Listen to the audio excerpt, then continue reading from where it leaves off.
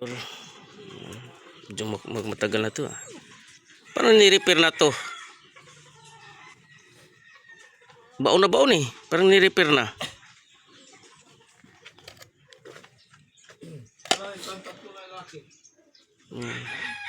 Tapos yung blade niya kinumbert pang Gen 1. Superman po yung sakyan niya. Tapos ito ang original na blade. Yan ang original na blade. May ring.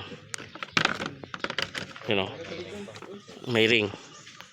Ito kasi iba. Pang Gen 1. Superman ginawang Gen 1. Parang ni-repair lang siya oh. Dito naman dual BBTI, ha? Dual BBTI. Ay, basag siya. Oo, yan nga po. Yan oh. Grabe. Ang kita ko lang po yung sumisirip dito sa harap eh. So may tagas pala sa ibabaw po, no? Oo, sa ibabaw siyang tagas. Ito yun. Tapos mayroong sumisirip pa po dito eh. Sa likod. Oo. Kaya lang kita lang sa harap. Ay. Hindi ko alam kung saan part dito. Baka ito. Yun oh. Overheat. Magkano kuya sa mga po?